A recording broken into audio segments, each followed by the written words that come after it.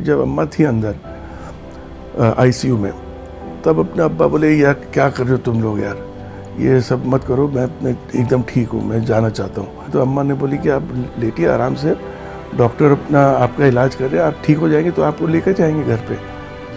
बस इतनी बात थी। बोले अच्छा तुम कहती हो तो मैं लेटता हूँ। तो लेट गए थे। थोड़ी देर के बाद अपना डॉक्टर आया, बोले कि इज नो। तब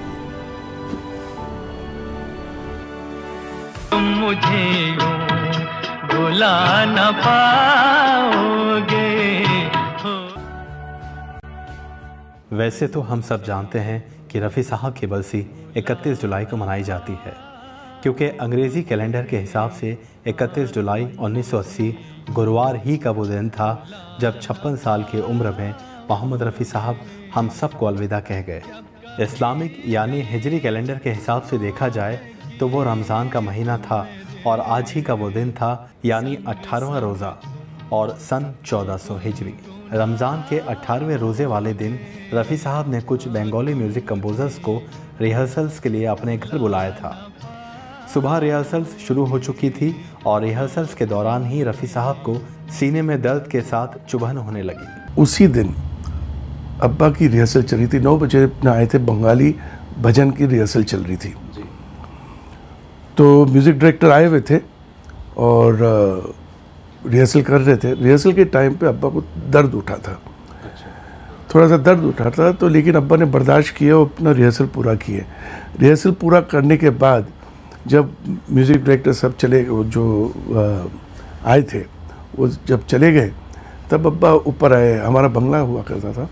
ऊपर आए, ऊपर आके अपना एक कबाट है अब्बा का अपना, जिसमें सब दवाइयाँ अम्मा की अब्बा की दवाइयाँ रहती थी। तो अपना कबाट खोल के उन्होंने एक गोली निकाले। हमारी अम्मा की तबीयत बहुत ख़राब थी।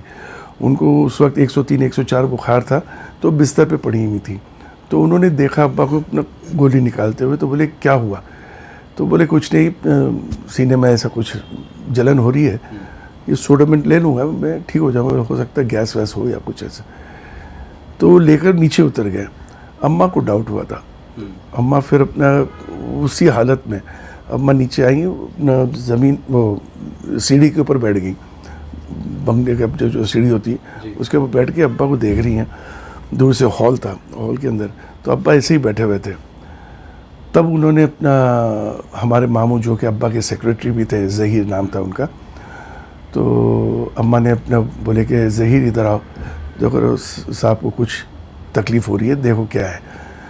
तो मामू गए और देखे तो अब्बा के अपना नाखून पूरे नीले हो गए थे, ब्लू। तो अम्मा को बोला गया कि मतलब उनके नाखून एकदम ब्लू दिख रहे हैं, समझ में नहीं आ रहा। बोले डॉक्टर को अभी के अभी बुलाओ। अम्मा ने कहा। तो डॉक्टर के अपने एकदम बाजू में अपने हमारी फैमिली डॉक्टर थी चंदीरा मनी। तो डॉक्टर चंदीरा मनी साहब आए, उन्होंने देखे, उनको भी डाउट हुआ, तो उन्होंने हार्ट स्पेशलिस्ट को इमीडिएटली बुलाया। वो आने के साथ साथ उन्होंने एक गैस सिलेंडर भी लेकर आए साथ में। तो उन्होंने जब देखा तो उन्होंने क्वाइटली, मतलब एकदम धीमे से कहा कि इनको अटैक आया है। तब अपना सब घबरा गए। अपना फिर वो ऑक्सीजन उनको लगाया गया था, तो बोले कि इनको हॉस्पिटल ले जाएगा। अब्बा को फिर अपना जब लेके जा रहे थे तो अब्बा बोले मैं पहले बाथरूम जाना। तो लोग पकड़ रहे थे उनको, बोले नहीं मुझे पकड़ो, मैं जा सकता हूँ। आप यकीन करिए अब्बा खुद चल के गए, वॉशरूम गए, वॉशरूम से निकले, फिर गाड़ी में बैठे। बोले कि एम्बुलेंस, बोले नहीं मैं एम्बुलेंस में अपनी गाड़ी में जाऊँगा। गाड़ी में बैठे, गाड़ी में बैठ के अपना नेशनल हॉस्पिटल गए। फिर उधर उनको इमीडिएटली अपना उनको आईसीयू में लेकर गए।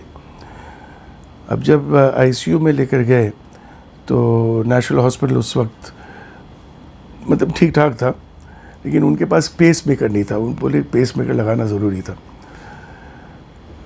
तो हमारे अब्बा के जो फैमिली अपना हार्ट स्पेशलिस्ट थे, उनका नाम था डॉक्टर मोदी। तो उनको फ़ोन लगाया गया था। He practises in, he used to, अभी वो भी नहीं रहे, बॉम्बे हॉस्पिटल में।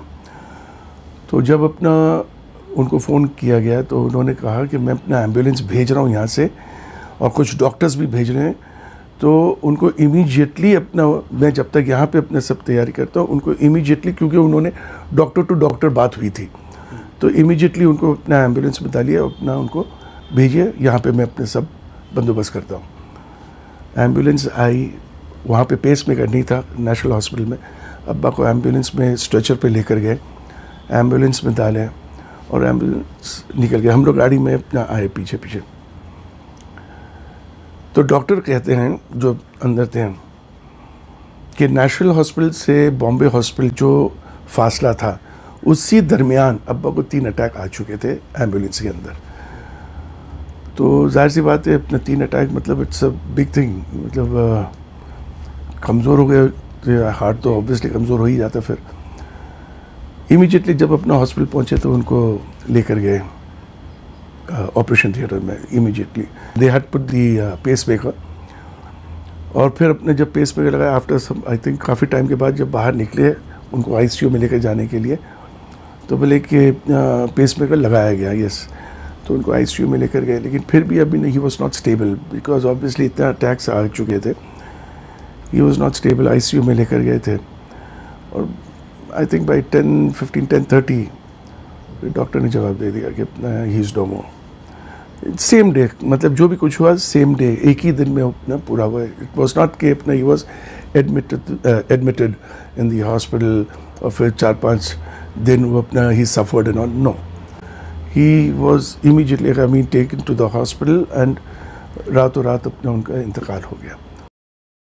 तुम मुझे यूं भुला न पाओ